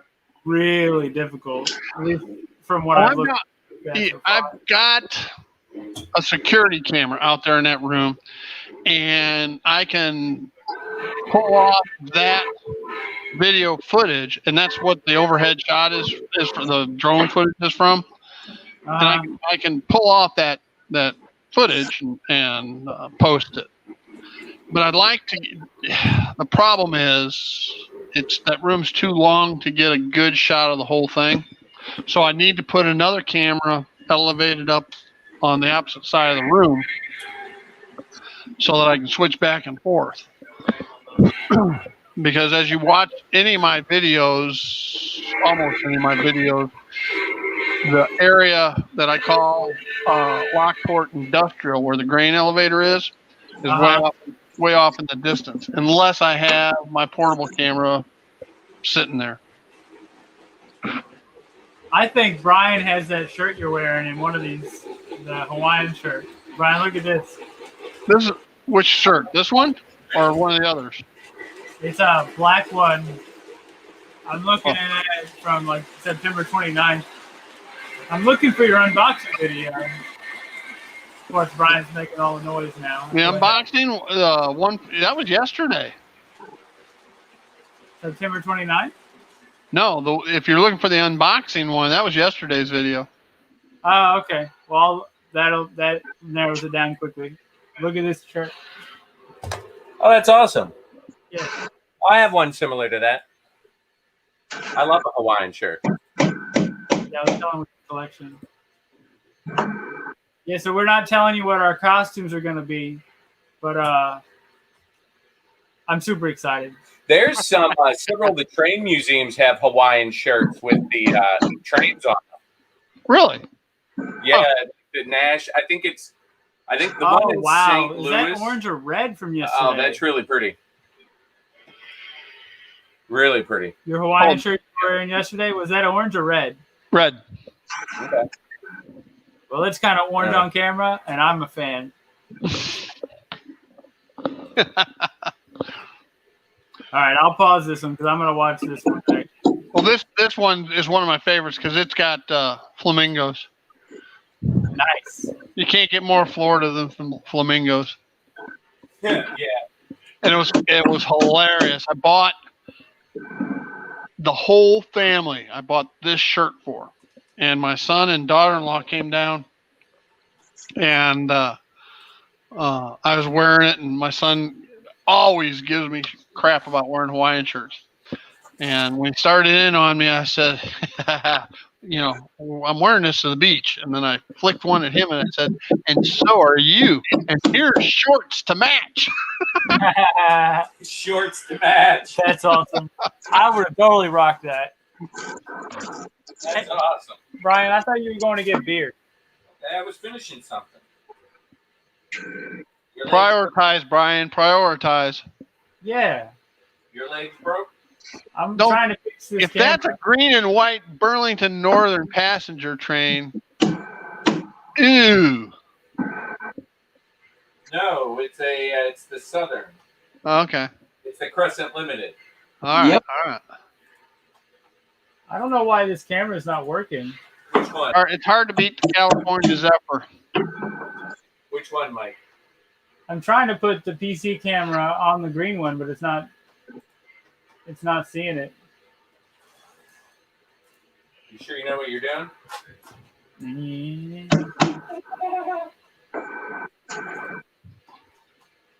I don't know. It's not showing up. So I'm just gonna. What time are you guys on tonight?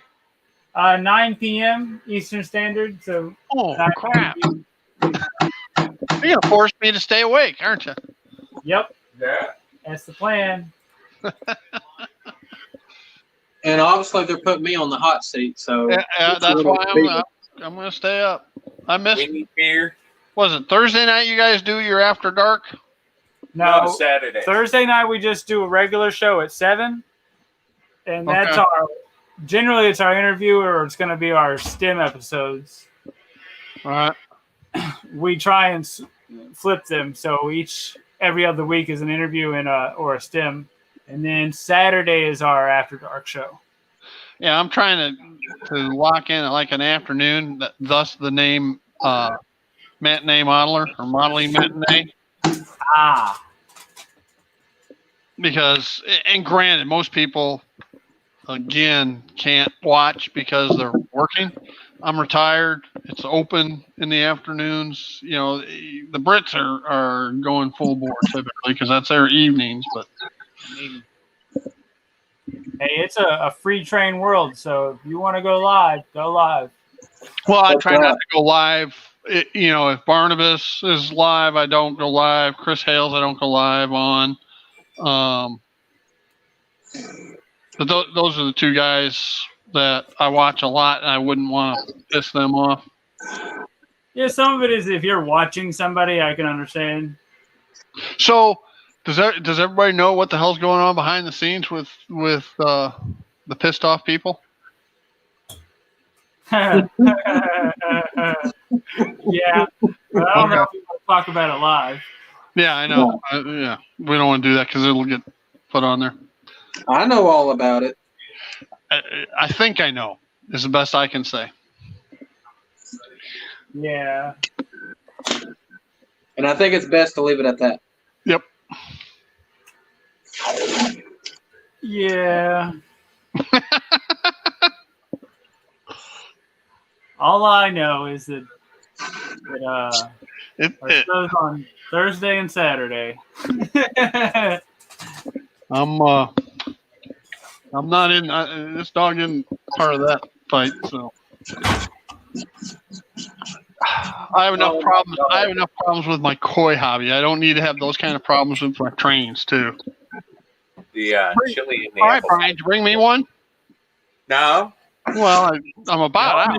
On chili and apple pie.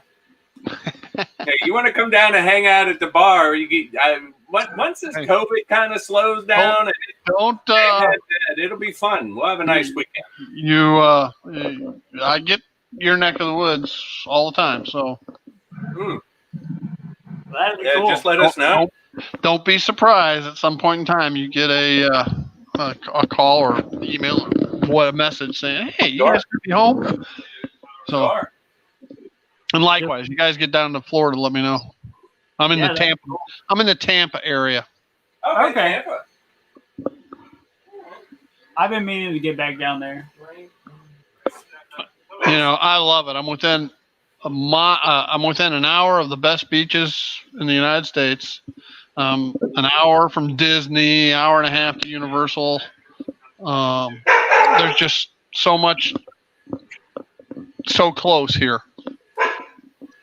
So, I went to Florida. I think it was back in 2014. We went down to Fort Lauderdale.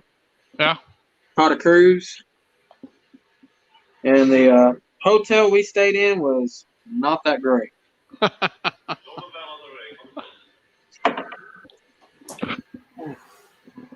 Jason, you're in Arkansas, right? That is right.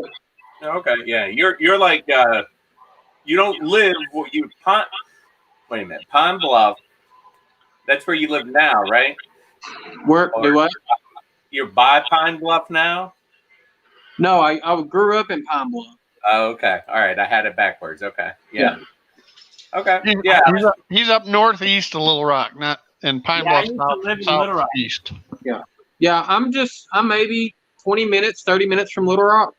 Okay, that's where I used to live. I used to live on the Air Force Base right there. Oh, yeah. All right. Do you know where Cabot is located? Nope. Cabot? Okay, so the Air Force Base is Jacksonville. Okay. The next town northeast is Cabot. Okay. So I'm just the C-130s fly over my house every night. Oh, nice. I lived there actually during 9/11. That's where I lived. Oh. Okay. Cool. So I was in school, and I was going to say, you were still a kid. Yeah, we actually got stuck in school because the base got closed, and my parents were on base, and it was crazy because everybody else in school was being pulled out. All of a sudden, like everybody was gone, and me and my sister were in school together, and they put us in the same room because everybody else had left. There is, right outside of Pine Bluff, there is what they call the Pine Bluff Arsenal. And the lockdown there was insane as well because they have underground bunkers full of VX gas. Mm. So they were afraid that was going to be another target location. As a matter of fact, Brian, you know where I was talking about with the fireworks stands? There's a Defense Research Center right there. Okay, and they had those underground bunkers that you see, and or munition bunkers, and that's where I lived during 9/11. And boy, I mean, that place was locked down. Guys in black suits, not suits, black fatigues. Yeah. All right, and Humvees everywhere. Yeah, there's some underground facilities like Naval Weapons Station Earl. which is right outside of New York City by Sandy Hook, New Jersey. And most people don't realize that's one of our biggest weapons depots anywhere in the world. Is literally visually, you can see the Statue of Liberty from the pier. in the Trident Pier out there, Jason, you'll like this. It looks like a trident, and it sticks out 3.5 miles offshore to do the loading of the weapons. And the end of the pier is 6 miles, if that, from the Statue of Liberty. And the weapons trains ride right out the pier, and you have to take buses and stuff. They don't even let you walk on this pier. Oh wow! It's all very controlled and everything. And you, Is that by South Amboy? Yeah, up in that way. And I tell you what, if you go out there when we do the loads, you'd get in the elevators, and you'd go down 30 plus levels. Yeah. And these huge, massive elevators would just go down, and then they load that stuff up and bring it out. It's like they used to tell us, right? You know, after the original SALT, treaty signed with Reagan, where they took nukes off of surface ships, and they did all the limiting, and we weren't supposed to have those. We'd be doing an onload up there, and we'd be taking, we'd hold like 120 Tomahawks on board. We'd take on like 80 of them. And then the last bit of the load, all of a sudden, would be completely different. Only essential personnel were allowed out. And there were like armed Marines with authority to shoot standing all over the train as it came down the pier. But we don't carry nuclear weapons on surface ships anymore. Right. We got busted in Yokohama back in the day for, because Japan has a no nuke policy. Oh, yeah. And I forget which aircraft carrier it was that was stationed at Yokohama at the time. And of course it had nukes on it. And Japan basically said, get it out of here. Oh, yeah. Did you serve? Huh? No. My dad, I'm a military buff. My dad was in the Navy. He was a Navy pharmacist mate attached to the 4th Marine Division as a corpsman during World War II. Oh, cool. So Roy Nomura, Saipan Tinian, and Iwo Jima. Oh, okay. I had a great uncle of mine that was at Iwo Jima. He was a Marine. And if well, my dad landed with a Marine Rifle Company. At that time, there were about 220 men, and only 20 of them walked off the island. So that was the most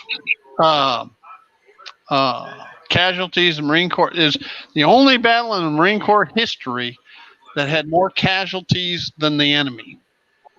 And we were both on the last one, the LHD-7. Mike and I were both on the Iwo Jima, which is the newest one that's still commissioned after that. And I was on board her when they did that was 45. So that would have been the 60th anniversary of Iwo Jima, and they had all the survivors back on board the ship. Cool. And we did a big thing. The vice president came, and stuff, and they were all up on the flight deck, and they had fireworks and everything. That was like there was a big, because that was like they were sitting there going, that was the last time most of them. That was the last time they get a bunch of them alive, probably. Yeah, there's not many left. Well, they were all in their 80s. My dad passed away about 4 years ago, so. Yeah, they all got to be in there. Well, he was 92 4 years ago, so. Yeah. I mean, I guarantee you there's not many left. Yeah, that's a long life. And then after they disbanded the 4th, he was on the USS Maddox, DD 731. That's awesome. So, which became famous in the early 60s. Do you guys know how?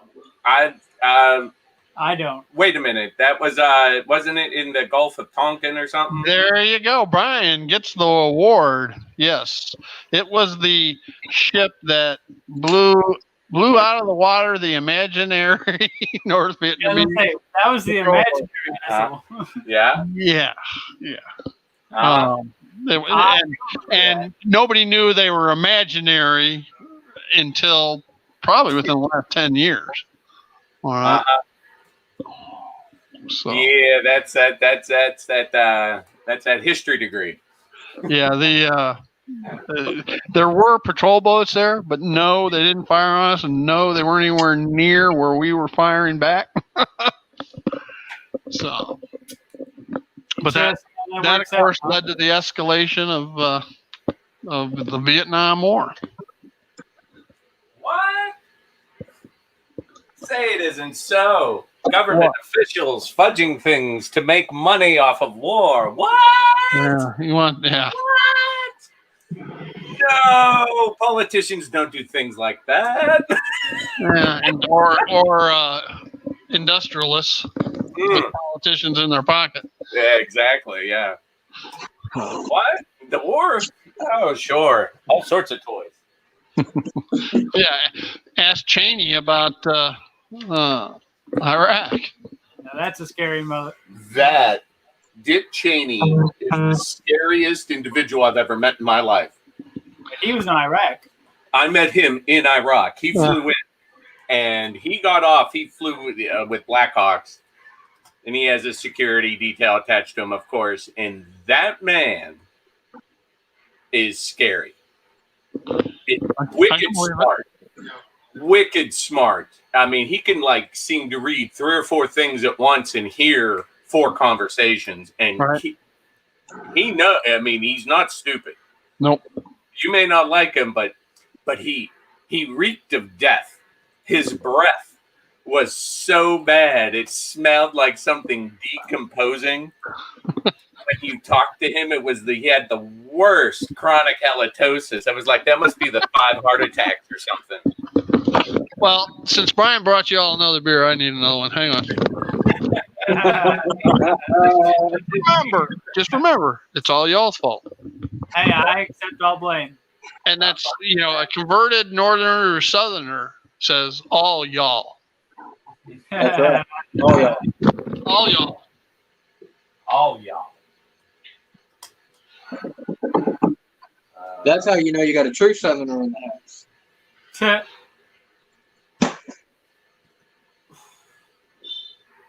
Well, I'm sure y'all can't see what I'm doing. No, we cannot. All right, hold on. Blues painter's tape. Let me change the camera. That way y'all ain't looking at my ugly mug. All right, so blue painter's tape. And I've marked numbers on them as they go down. Uh-huh. This is how you create super elevation or banking. By painter's tape? Yep. I don't know if you can see that or not. How many layers do you have there?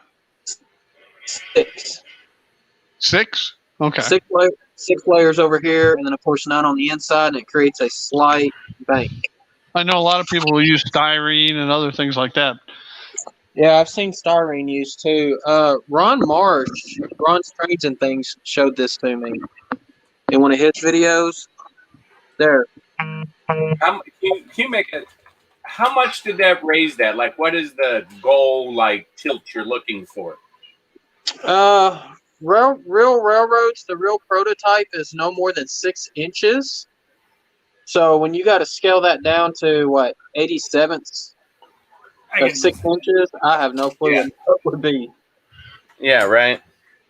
But, I mean, you can see it's got a little of a tilt to it. Yeah. Oh, yeah. I mean, it makes sense. I mean, it's just, they do that in the real world. Yeah. You just got to be real careful going in and out of those so you don't start or end abruptly. Well, it's designed for if you're running at higher speed. Yeah, but what I'm talking about is even at higher speed, if you end that abruptly and you're going from that tilt to flat, you'll derail. All right. Yeah. You got to come out of that Well, super you gotta elevation. ease it. So what I've done is I measured with my fingers like this. Yeah. So if layer 1 starts here, layer 2 is starting here. There you go. Yeah. So that way you ease it. It's got to be eased. That's what I'm talking. That's what I was talking about. And I know this is going to be hard to see. It's probably upside down. when you Awesome. watch everybody's videos, they don't tell you that. No, they don't. All right. So, like, say I'm starting here. And ask me how I know all this. And so I've got this marked with a 1. There's 2 to let me know Okay. I'm on the second layer. All right. 3, All right. 4, 5. And then, of course, on the 6th one there, I don't mark it. But Yeah, you can I've got a see. couple.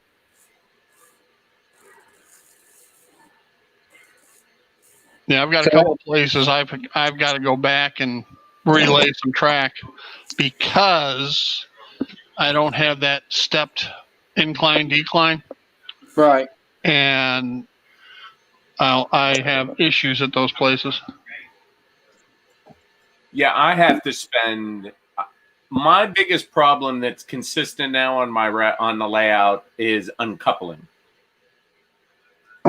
Okay. And if you know Lionel, the Lionel couplers are the knuckle couplers, that actually. And they're like, have, what? That's it? That tall, right? Yeah, they got a good size to them. I mean, but it's sometimes that pin's not right in there, and when it goes under tension, it lets go. Yeah. And you got to go around, and there's like all these adjustments, and that's the most consistent, aggravating damn thing that occurs. I just had a similar issue, of course, in HO, and I told Jason earlier. One of the things I had to buy at the hobby shop was KD couplers, knuckle couplers that are offset. The standard coupler of the shank comes in to the knuckle midway. Well, I got 2 identical SD45s. One's 40. The engine's 45 years old. The other one, I don't know, but they're both Athearn Blue Box, identical engines. But the couplers do not line up right. Okay, so I had to put offset KDs on it. One where the shank comes into the knuckle at the top, the other where the shank comes into the knuckle at the bottom, so that the knuckles themselves would line up. Therefore, when you hit an incline or decline, all right, they won't come undone. But if they're offset like this, and you hit an incline, boom. Yeah, it detaches right off. Exactly. Grades are if you're willing, if you're into model railroading and then you're willing to venture into grades, that takes you up a level because you complicated things. I'll tell you, I got to do a video on this. Grades with track separations. All right, and what I'm talking about is there's one section of my layout that's 8 foot flat, and it meets a decline. Well, that flat area, which is where my Union Station is, the main portion of Chicago, lifts up, so I can get down. I can go in to the cabinets through the doors, but it lifts up so I can get down easily into the electrical that's on the underneath side or down on the shelf in the cabinet. Right. Well, to do that, now all of a sudden you got tracks coming across that gap that are sliced and a decline. Oh, it's like it won't align. Oh, it's tough. I've got it. It works. All right. But it took a lot of little fine tuning to do it. And every time I have to open that cabinet, I have to be able to go back and do some fine tuning. But one of the things that helps is I put some tension clamps on it so that it tightens it back down into the same position each time. Okay. Gotcha. I just subbed from my personal account.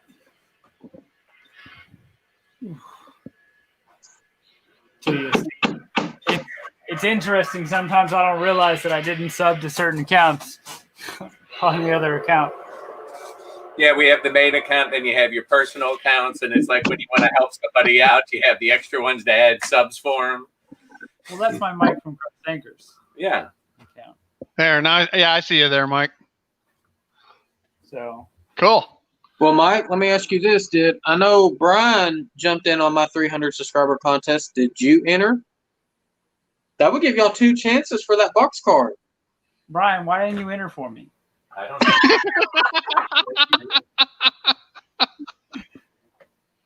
know. Ugh.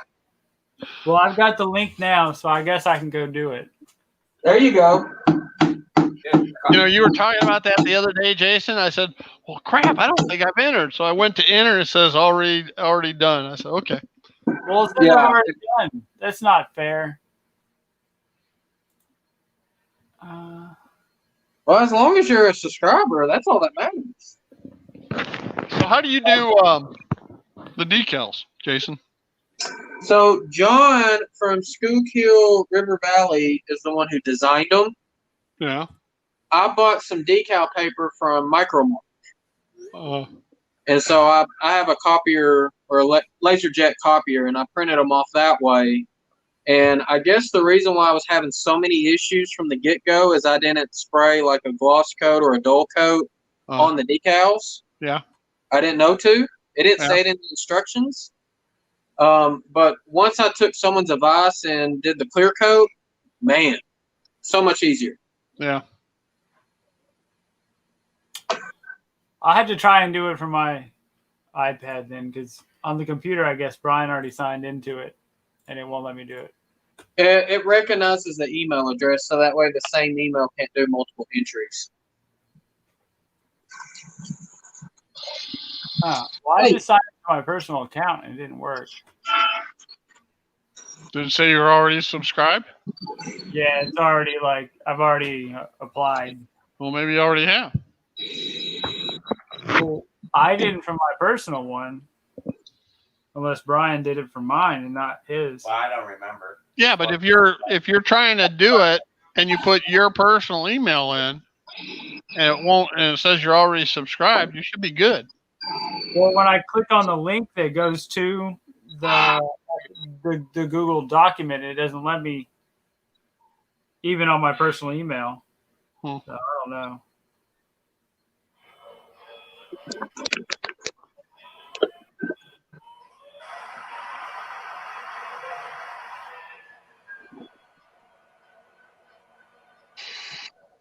Hey, does I don't the know if y'all can hear that or not. do what? Ooh, look at that! You got it running already. All right. Another BNSF. Nope, that is not a BNSF. What is it? It's orange. Oh, Southern Pacific. Yeah, that's in the daylight scheme. Yeah. That's a pretty train. I know Mike would like that daylight in the It passenger. kicked you out. Oh, there we go. Yeah, you kicked me There we out. go.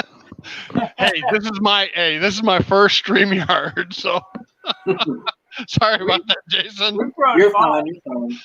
You say That's I'm the wrong? first time I've been kicked out. You say I'm wrong? You're out of here.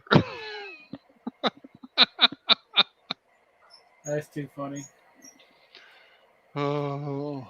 Yeah, I've got a 110-foot turntable I got to install. Oh, wow. Really? Is that a Walters? Yeah. You know the track on the bridge is 83, right? Well, that's fine. I can deal with it. I'll make it. I can probably make it at 100.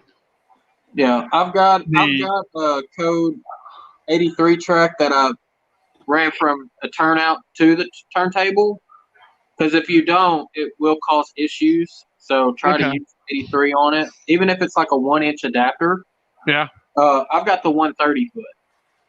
Okay. Even for the engine sidings, you're going to need 83 too, then, won't you? Yeah. Okay. I'll just buy a few sections of that track. If you ever build a Central Valley bridge, all right, let me know. I'm thinking about it. So I've Well, got let me know because I'll tell you, they're built for code 83, and you do 100, don't you? On my main lines, I do. Okay, I'll tell you how you can use code 100. If you go back and look at my August video, Okay. All right. I go through and I show what I do on that bridge for code 100. All right. And basically, I'm using a sander and just lightly sanding each side of it so that flange fits down into those nipples that, for lack of a better term, that you have to mash to hold the track. Okay. And it worked fine. And then they tell you to use a nail set to mash the spikes with, Right. or nipples. Use a star driver. Okay, because a star driver has a little grooves in it, a star, and it'll grab. Yeah. Well, you don't want to use a drill, but yeah, a small star driver, and you can hit those nipples and mash them over a lot easier than trying to do it with a flat nail set. I bet. We had a derailment. I might have to try that. Oh no, not a derailment. I have one every time I run my trains. Yeah, right. We don't have a camera, so you can't see. I would think with Lionel 027, you guys wouldn't have the track issues we have in HO or N. Oh, you'd be surprised. You would be surprised because I've heard the guy at the hobby shop, he runs O-scale on all his personal layouts, 3-rail Lionel, and I hear all the issues he has with them. Uh-oh. Guys, I'm going to have to end this stream, I hate to say, because my puppy dog says she always goes for a walk at 5:30 Eastern, and it's 10 to 6. Ooh, she's going to be mad at you. I don't know if you can hear her behind me, but she's sitting there going, Yeah. Yeah, it's not letting me sign in. I think our accounts are too linked together. hey, Bernsey. Thanks for joining us. It's his plague. Every time he shows up, the stream ends. Oh, Bernsey, I hate to tell you this. We were just getting ready to sign off. Burns has got to get better timing. Yeah, his timing, I don't know.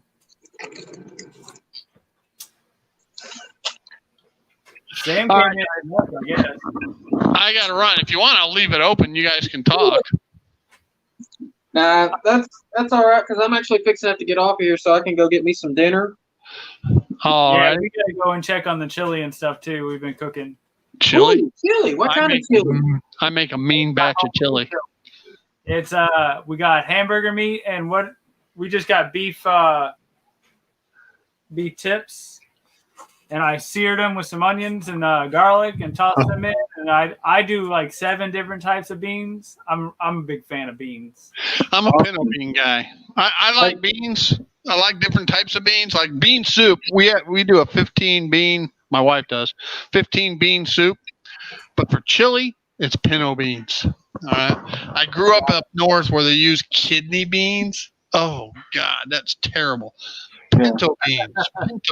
Pinto beans are the bean of chili. Ranch style beans are good too. Ranch style from Texas? You got that right. I had to go to the Navy base to get some. Jalapeno ranch style beans. I've never put jalapenos in them, and I've never seen them in a can already. Oh, yes. I might have to go, guys. Brian, Mike, we'll see you tonight. I'll be there. All right, see you later then. Even though it's past our bedtime. Sorry, Bernsey. Take care, guys. I'll see y'all later. See ya.